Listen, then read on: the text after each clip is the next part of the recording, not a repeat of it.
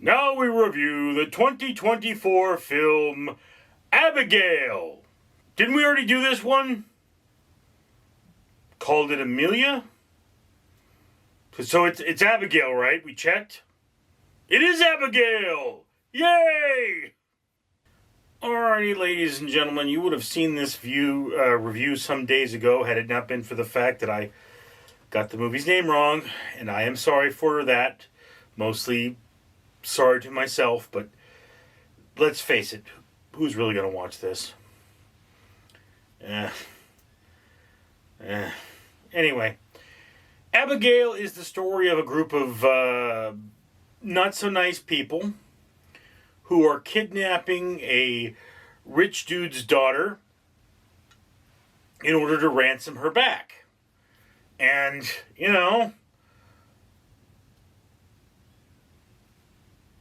they lo and behold find that this rich dude's daughter happens to be my sister. Even though my dad is not rich. But it's just based on my sister, I'm sure. Evil, blood-sucking, parasite, pretends to be sweet and innocent when really completely effing evil. Yes. Anyway, for 8,000 subscribers, I gotta purchase one of these bracelets from the company 4Ocean. 4Ocean then pulls a pound of trash out of the ocean every time I do that. If you'd be so kind as to comment, like, and subscribe, you'd be doing your part for a better world. So, this movie being R-rated is I'm pretty sure R-rated, should be R-rated, is R-rated primarily for blood, guts, and gore, not for dirty stuff. So there's that to know. I mean, let's just be clear on the fact that we're dealing with a group of well-trained criminals, and they're reasonably well defined, and they have solid backstory. I mean, you look at them, and they're not cookie-cutter examples of this or cookie-cutter examples of that. They're regular people-esque criminals. And, there's the big, dumb, strong one, which, that's a cliche, but okay. There's the tech one, which, is a cliche, but okay. Yeah, I mean, when you get it, that's kind of what people are, but they are well defined enough so that you watch this movie and it's like the dumb one looks like the dumb one at least, and you could tell just as like, okay, that guy's got I'm a dumb person face, and then you always know who he is. So there's that, and that's a good part of this movie. And then they're all trapped in this house, which is something you have to suspend the disbelief of because they're a group of criminals. They should know how to break in and out of houses. They should have the knowledge. Like you say, well, no, they fortified the house. Look, guys, when your life is on the line, you can get pretty creative. All right?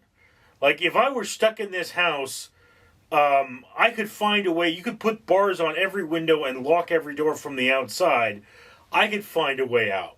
It's one of those things where if they really wanted to get out, they could have gotten out. There are ways of doing that. And, it's one of those things people often forget in movies like this is fire exists. And, there's an easy way to get attention from the outside. Light something on fire. It's a multi-level house. Light a fire on the top floor. Someone's going to see the smoke or see the fire and be like, okay, you're risking your life, but you're going to die anyway because you're stuck in there. Now, another thing about this movie that really bothered me, actually, is like when they're tussling around with the evil little girl, and it's like, look, just to say, I don't know that girl's name, but she is an incredible actor. She does Sweet Little Girl and then flips that My Sister switch, and then suddenly she is just all evil. It's, she looks like the vampire from the movie Renfield. And I think there's even another vampire which is going for that. And it's like they're doing the whole rows of sharp teeth as opposed to just two sharp teeth, which is a little silly, but okay. I mean, this is a comedy, right? I'm supposed to laugh. But still, these are seasoned criminals. You shoot somebody and they don't go down. You empty the clip into them because that's what you do with someone who is on controlled substances and doesn't go down. I mean, there was a time, an actual case, where somebody got shot in the head with an arrow. And it just happened to go directly between the two brains, or two hemispheres of the brain. So, just because you shot somebody in the head don't mean they're dead. You are a seasoned criminal, man. You double tap that business. And if double tap doesn't count, you triple tap it. And if triple tap doesn't count, you start shooting vital things, and then when it's on the ground, you grab a chair and you start pounding it to death in the chair. And when you're basically left with a greasy smudge on the ground, that's when you're done. A criminal would know this. So yeah, that would have been really funny when you realize that's a little my sister that looks like a little girl, and you pounded on it and it's not dying because it's my sister, and my sister is the epitome of evil and cannot be killed by human beings. But at least there would be some kind of humor in this over the top methodology of trying to dispatch. So there's that. And it has its ups and downs, but it's like, yes, the path of discovery for this movie, like you go, okay, now there's this thing, and it tells you this about what's going on, but you kind of knew that about what was going on, and it's like, that would have smelled. I mean, that smell would carry. That is a smell that would carry from a great distance, and it wouldn't look like that because of decay.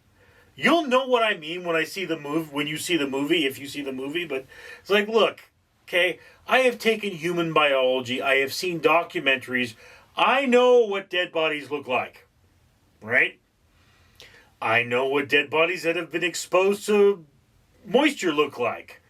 I know what dead bodies look like when they're dry. I can tell you the dead bodies in this movie were too fresh. They should have been much more dead, at least some of them. And so there was that, and that kind of took me out of it, but it probably wouldn't bother you as much, because unless you're a total egghead like me and this sort of thing fascinates you, why would it? But yeah, so really, someone's starting their car. So that's kind of a downside for me. But as much ranting and raving as I can do about this movie, as much complaining as I can do, in all reality, it's a solid film. It really is. I wouldn't say it's great, but it belongs in the upper middle of your watch list. It's a horror comedy. Some dude would not stop laughing the entire time when I was trying to hear the movie. But yeah, okay. Abigail is a solid film, right? I will admit that it doesn't scare me in any way, shape, or form. But, hey, I've lived with that. I've seen that grow up. I know what that looks like in the future. Me, only more manly. But that's not the point. The point is, this movie is going to affect me a lot more, or a lot differently than it affects you. Not more or less, really, just differently. And it's a solid film. So, upper middle of your watch list. If you're going to see a movie this weekend, this would be a great one to see. I would also recommend South of Hope Street or Civil War, two movies I recommend. But this one, right after those two. Solid movie, definitely horror, and you don't have to think too hard about it. So, a lot less heady than those movies. I enjoy movies that are meant to be enjoyed. That's a good thing. Anyway, just my opinion. Love to hear yours. I'm Richard. Ladies and gentlemen, I am Barry, the official strawberry poison dart frog of Random Street Theater. And I am here to remind you, of course, that for every 1,000 subscribers Random Street Theater gets, they buy one of these bracelets I'm wearing as a necklace. These bracelets are from the company 4Ocean, and for every one of them that's purchased, a pound of trash is removed from the ocean. Why should you care? Because the world is full of trash, and you shouldn't be part of that. We should all take responsibility, do our part for the environment, and make my home much cleaner. In addition, Random Street Theater has paid for more than 100 trees to be planted. Comment, like, and subscribe. Support a better world for you and a better world for me. I'm Barry.